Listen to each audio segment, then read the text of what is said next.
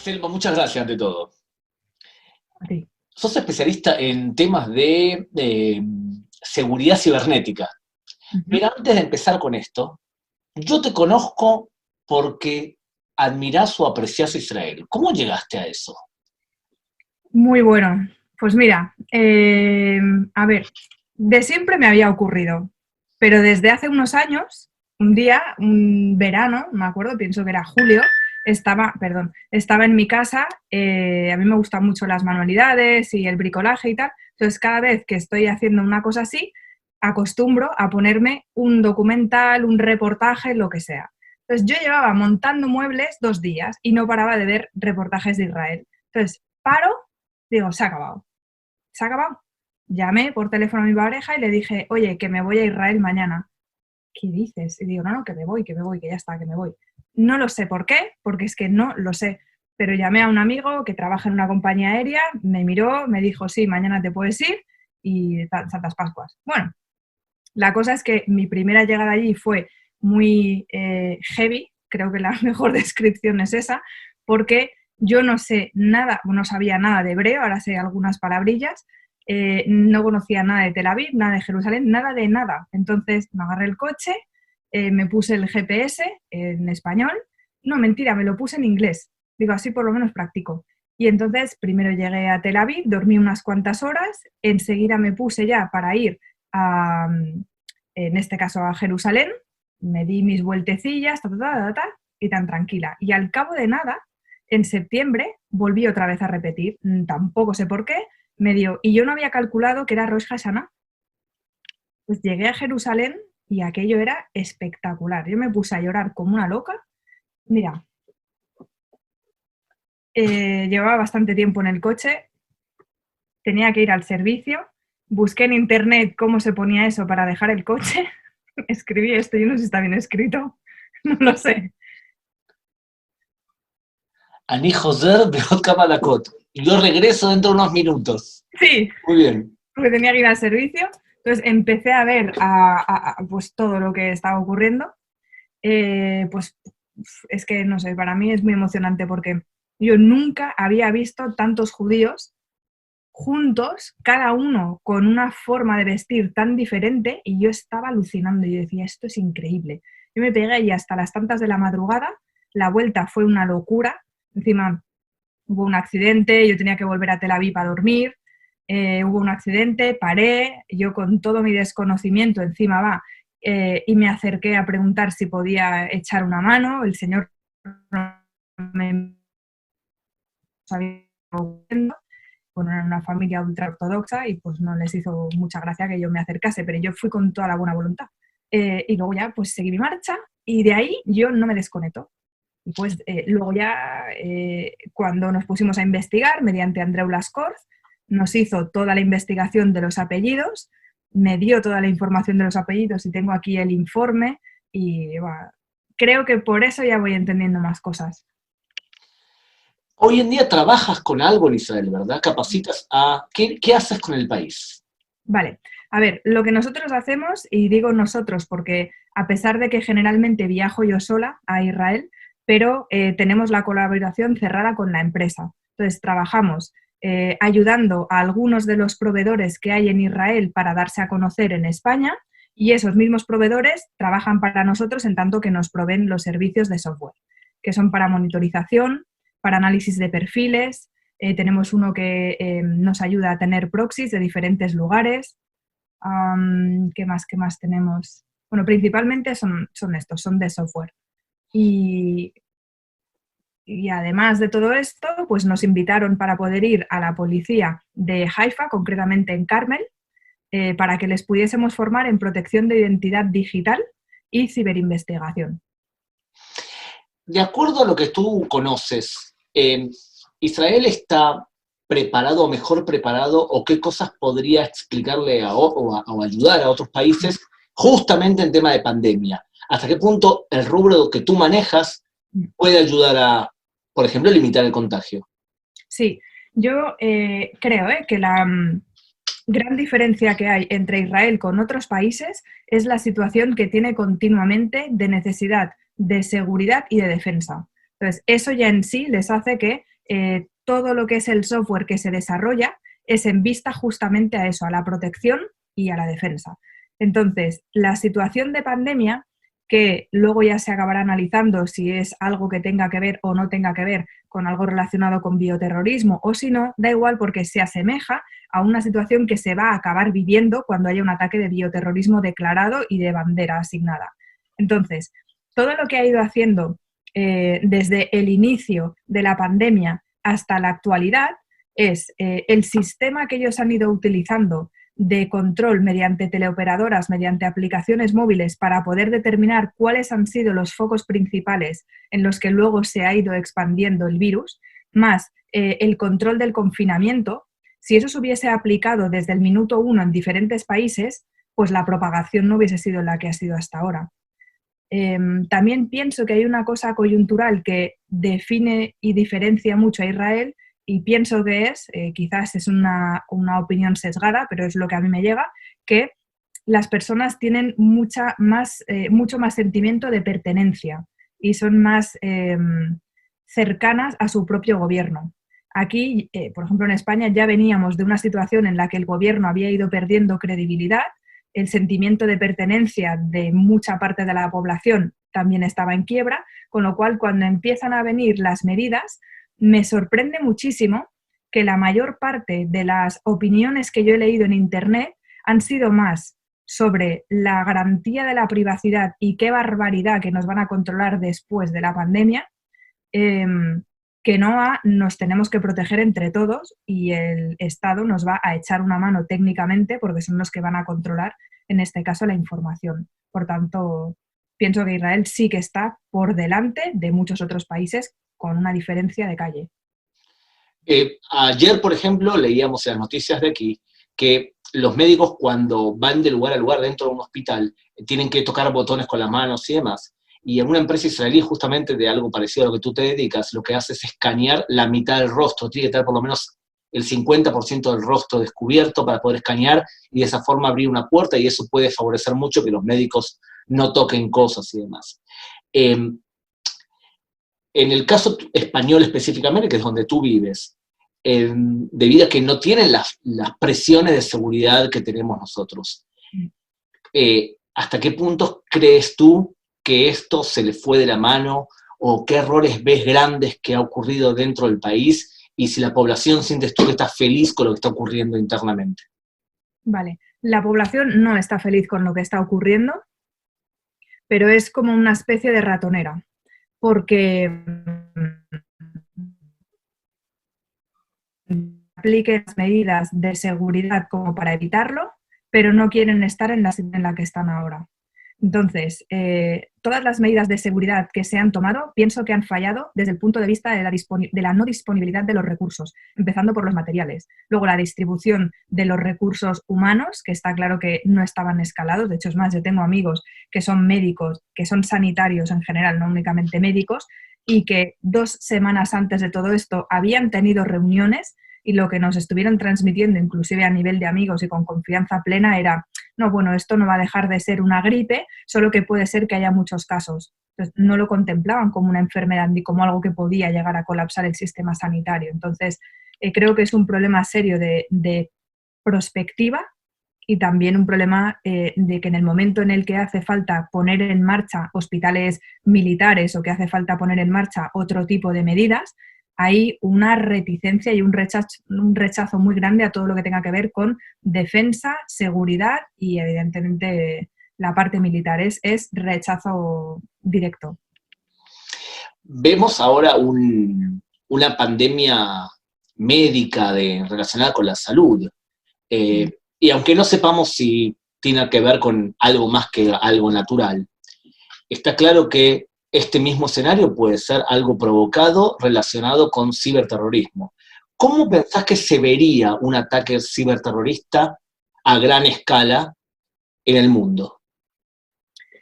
Mira, hace un montón de años, con una amiga que se dedica a análisis de bioterrorismo en Madrid, bueno, ella está trabajando en Estados Unidos, pero es originariamente de Madrid, me dio a leer varios libros Algunos de ellos son del Club Bilderberg, en el que explican en algunos capítulos cómo se estaban, en teoría, lanzando cepas en África para poder ver cuál era la reacción que estaba teniendo en diferentes cuerpos humanos y, sobre todo, cuáles eran las medidas de protección de los diferentes gobiernos. Entonces, es como el primer approach que hay. Pero luego, además, cuando nosotros vemos cualquier serie de Netflix o de HBO o del programa que sea, es muy curioso porque ya se están haciendo desde hace años muchas pruebas, aunque sean cinematográficas, de cómo afectaría. Pero de lo que uno se imagina, de la capacidad que tiene de defenderse un país a lo que es en la realidad, es increíblemente más lento. Porque primero es el shock emocional que hay inclusive en las personas que en teoría tienen que defender esas situaciones. No todo el mundo tiene la misma capacidad para poder asumir qué es lo que está ocurriendo. Hay personas que siguen saliendo a la calle, con lo cual se tienen que desdoblar porque son incapaces de poder seguirlo.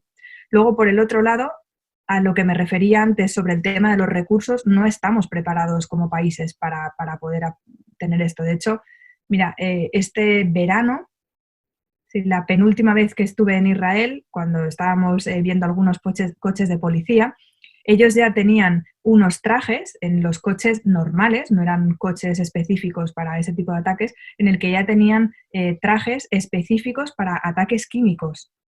Eso, en España, no te encuentras un traje de estas características en una comisaría ni queriendo, porque no están ni siquiera planteando los escenarios de terrorismo normales desde el punto de vista de la normalidad. Normales me estoy refiriendo a el ataque que ocurrió en las Ramblas, el ataque que ocurrió en Salou, en otros lugares. Eso ya era un nivel de estrés alto. Ahora sí pensamos cómo se va a defender el país a nivel de un ataque bioterrorista, que encima puede ser que esté agravado por un ataque que pueda entrar también por la parte ciber, como desde mi punto de vista ahora lo está haciendo mucho la desinformación. No hay cosa más peligrosa que en una situación en la que hace falta que tú te fijes en varias fuentes con un nivel de credibilidad alto, como podrían ser las oficiales, han dejado de ser creíbles porque están clonando páginas oficiales, con lo cual, si le metes la parte ciber es gravísimo. Yo pienso que hay que reformular casi desde el principio las situaciones que tenemos a día de hoy y formar a la población, porque no tenemos ningún tipo de formación, ni siquiera en primeros auxilios. Entonces, ¿Cuáles son los fenómenos más duros que estás viendo de fake news, de fábricas de información negativa? ¿Cuáles son las manifestaciones más duras que ves?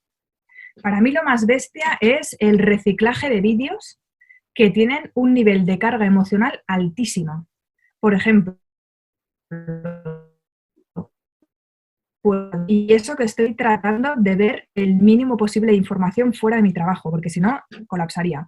Pero nos llegan, por ejemplo, vídeos. Primero empezaron, y esto ha sido de una manera muy paulatina. La primera semana intentaban colar vídeos, por ejemplo, recuerdo uno de un cliente de un hotel en el que decían que nadie se acercase a ese hotel cuando todavía no había confinamiento porque estaban escondiendo a personas que estaban enfermas de COVID. Hicieron tal campaña de desprestigio contra ese hotel que el hotel se tuvo que ir a comisaría y decir no sabemos qué hacer, no sabemos cómo parar esto ni por dónde ha venido. Con lo cual, para mí, el riesgo más grande es no ser capaces de identificar la fuente, con lo cual no lo puedes frenar. Y además, la policía ahora no tiene tiempo para poder estar atendiendo a todos los delitos domésticos casi o privados. El siguiente tipo de información que me pareció muy bestia fue cuando empezaron ya a colapsarse los hospitales. Fotografías de gente a cara descubierta, tirado en diferentes salas de espera, tosiendo, hechos polvo. Luego, la otra, que es la que ya me parece muy preocupante, es la de todos los ataúdes que están inclusive en parkings de diferentes tanatorios. Pero puede ser que no sea de España, sino puede ser que sean de Ecuador, puede ser que sean de Perú, de cualquier otro lugar, pero me preocupa mucho que esto se esté publicando en páginas que el único interés que tienen es generar tráfico para luego poder tener AdSense e ir cobrando por tráfico, con lo cual es clickbait total. Y eso está lleno. De hecho, hay varias empresas que están promocionando extensiones y aplicaciones dentro de Facebook y de otras redes sociales para que automáticamente te las targetice como fake news. Y luego está Maldito Bulo, FactCheck, hay muchísimas empresas que lo están haciendo. Pero para mí la medida más revolucionaria es la que ha hecho Facebook, Facebook lo mismo, WhatsApp con diferencia. El eliminar el reenvío de esas informaciones. Para mí las más bestias están siendo las de drama humano, que son las que más se están reenviando. Dime una cosa, un escenario de ciberterrorismo puro, ¿cómo podría un ser humano verlo? ¿Cómo lo vamos a experimentar, si podés hacer una evaluación? Bueno, yo lo intentaría dividir en 3 partes. ¿Cómo lo podríamos ver desde el punto de vista de que nos quedásemos sin comunicaciones? Que de hecho ya están alertando desde hace muchas semanas que el abuso que se está haciendo de las telecomunicaciones puede acabar conllevando a que haya ciertas saturaciones en las líneas y ya está pasando. Con lo cual podríamos quedarnos desde el punto de vista de la comunicación sin servicio. Eso sería bastante difícil, pero no es imposible porque se puede atacar a las infraestructuras críticas. Y ahora mismo está claro que todos los centros de inteligencia de las Fuerzas Armadas de los diferentes países están haciendo un esfuerzo bestial para monitorizar las infraestructuras críticas, como el Centro Nacional, por ejemplo, de Protección de Infraestructuras Críticas. Luego tendríamos todo aquello que tiene que ver con información, es decir, que nosotros dejásemos de tener el control sobre las informaciones, inclusive que estamos publicando. Por ejemplo, y está ocurriendo mucho, especialmente con alta dirección y con celebridades, que lo que están haciendo es hackear esas cuentas. ¿Por qué hackean cuentas de celebridades? Pues muy sencillo, porque tienen un nivel de repercusión y de difusión de la información muy alto. Son cuentas que tienen 8 millones de seguidores, 10 millones de seguidores y el propio usuario muchas veces no las está protegiendo. Con lo cual, el malo o el grupo de malos, ¿a qué va? Pues a todas aquellas que les puedan dar difusión. Con lo cual, acceden a las cuentas, hackean las cuentas, se quedan con esos altavoces y los empiezan a difundir. Y la tercera parte que me parece también complicada, o sea, recopilando, es comunicaciones, las informaciones, y la tercera parte es el comportamiento del usuario.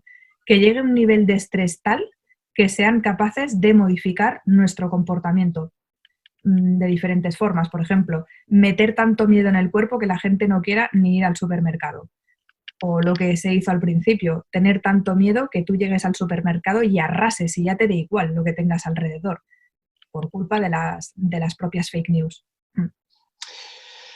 ¿Le crees a los chinos y su información?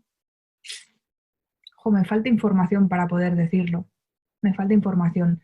Yo tengo una muy buena amiga que es china, que hablé con ella el segundo día del confinamiento. Ella es de esa ciudad concretamente, pero está en España y está ayudando un montón. Y a los 15 minutos de hablar con ella, yo no puedo hablar más porque tiene tal volumen de información sobre lo que ha ocurrido en China, pero que yo no he leído, que a mí me estresó por completo. Con lo cual, si ella, que está ayudando muchísimo aquí, que se está volcando desinteresadamente porque no lo está haciendo mediante ninguna empresa, sino ella y todos los contactos médicos que tiene, lo está tratando como enfermedad, lo está tratando como que no nos están diciendo la verdad, ni siquiera en nuestro propio país, yo creo que toda la información es imposible que haya llegado. Es imposible porque es que no se puede hacer ni siquiera el recuento a tiempo real. Aquí no se puede hacer si no hay suficientes tests. Entonces, si hablamos de un país que tiene millones de usuarios, vamos, que cuatriplica el número de personas que están infectadas y que ni siquiera han sido capaces de pararlo ahora, no me lo puedo acabar de creer del todo. Voy a aprovechar en la última pregunta tus conocimientos para que le aconsejes a todos algunas cosas que tenemos que hacer mejor en el uso de nuestras redes sociales, de nuestras cuentas,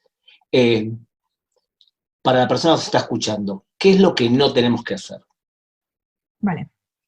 No tenemos que navegar sin una VPN. No podemos estar navegando desde nuestra casa tranquilamente sin tener instalado un programa que protege nuestro tráfico. Eso es muy sencillo de instalar. Podemos ir a nuestro dispositivo móvil, a nuestra computadora, nos descargamos una aplicación, voy a decir una, pero hay muchas, bueno, puedo decir varias. VPN es Virtual Private Network. Cuando nosotros lo escribimos en el navegador, nos van a dar diferentes soluciones. Yo recomiendo una, que es Proton VPN. pero hay más, hay EsetVPN, no sé, Freedom, Winescribe, muchísimas. Pero siempre, por favor, que cojan de pago y que sea desde la tienda oficial. Esto lo que va a hacer es que el tráfico entre el router y nuestros dispositivos va a estar cifrado, de manera que si alguien intenta snifar, que se dice así técnicamente, el tráfico de datos, no va a ser capaz de poder hacerlo de una manera tan sencilla. Lo siguiente que tenemos que hacer, que también es otra medida muy sencilla, pero que la gente no la pone en práctica, es activar el doble factor de verificación. No podemos estar navegando tan tranquilamente como lo hacemos ahora muchas veces, con la misma contraseña que hemos utilizado desde el origen de los tiempos, sin saber que esas contraseñas están públicas en Internet. Nosotros accedemos continuamente a bases de datos de contraseñas de LinkedIn, Dropbox, Twitter, Yahoo, Badoo, bueno, por supuesto ahora también las de mensajería instantánea. Esas contraseñas están publicadas. Si nosotros no ponemos un segundo factor de verificación, que solo quiere decir que te llegue un código a tu móvil, que te llegue una notificación o algo, que no únicamente entres como si fuese un edificio, vamos a decir que deberíamos de tener las dos puertas cerradas, las de la entrada al edificio y la de la entrada a nuestra casa. Si únicamente tenemos una de las puertas, y encima es bastante fácil de poder entrar a ella, entrarán en nuestra casa rápido. También súper importante, las personas deben entender que lo que no queramos que se sepa, que no se debe digitalizar y no se debe publicar, porque de tener la información privada a tener la información pública solo hay un clic, con lo cual, de verdad, es súper importante, ya no solo por nosotros, sino por los demás, porque nadie tiene WhatsApp o tiene email para comunicarse con él mismo, con lo cual somos responsables de la información que tenemos con los demás. Y quizás otro de las recomendaciones que yo diría es que siempre estemos navegando en nuestro día a día con la cámara tapada. En el momento en el que vayamos a hacer una videoconferencia, la destapamos. Pero siempre tenemos que tener, y yo lo tengo así, lo puedo cerrar en un momento con es un pequeño dispositivo. Una ventanita. Sí, es una ventanita que también la tengo en el móvil. No sé si se puede apreciar bien, pero es así, se puede abrir y así se puede cerrar. Va dentro del propio filtro.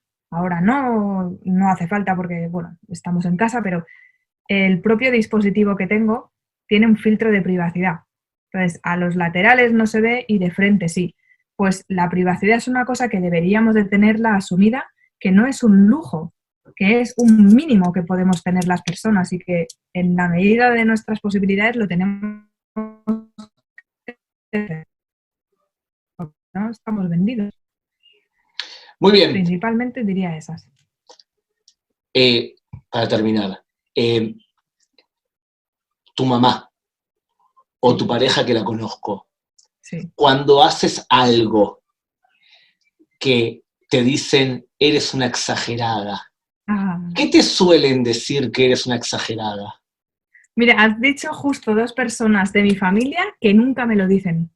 Al revés, yo he aprendido muchísimo de mi madre, mucho, porque no sé por qué, le debe venir como by default, pero ella ha sido la primera persona que cuando ella, por ejemplo, algunas veces viene a la oficina y entonces ve que hay un paquete de Amazon, lo primero que hace es coger un rotulador gordo y tachar la dirección y el nombre. Digo, mírala. Es una cosa, ¿por qué? Pues porque nadie tiene que saber qué te llega y te tacha el QR. Sabemos de dónde vienes, ¿está bien? Fuera de el 95 o 99% de los seres humanos sobre la Tierra, te están escuchando en este momento y dicen, jamás podría pensar algo así. ¿Qué es lo más loco que has hecho? De proteger algo, por ejemplo. Yo creo que mi locura más heavy en relación a una celebridad la hice una vez que ya no pude más y yo debo tener como un resorte y dije, se acabó. Me levanté y me fui a por la persona.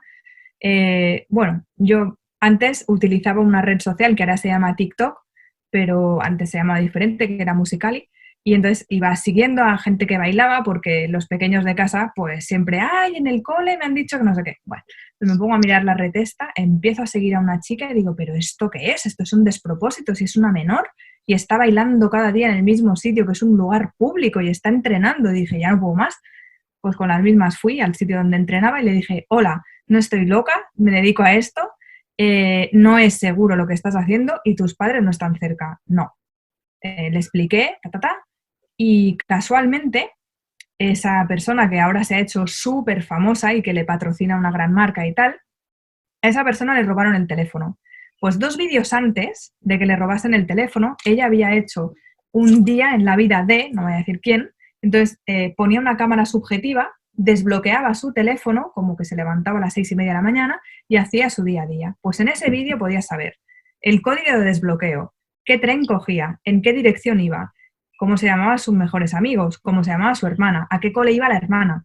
Lo podías saber todo. Entonces yo no pude y fui directamente al sitio y le dije, mira, si es que no es por ti ya, si es que es por mí, que me va a dar ansiedad de ver cada vez 2 vídeos. Esa es una de las locuras que he hecho. Hombre, he hecho alguna más, ¿eh? He hecho alguna más como encontrarme algún paquete en la calle y ponerme en contacto con la persona y decirle, por favor, deje de soltar paquetes en su calle porque primero no es sostenible y segundo, es muy fácil. Además, bueno, en este caso era un funcionario, con lo cual todavía le dije de un poquito de no sé cómo decirlo, ¿no? Como de Ejemplo personal. imagen. Sí, Muy bien. Selva, muchísimas gracias por tu tiempo. Muchas gracias. nada, al revés.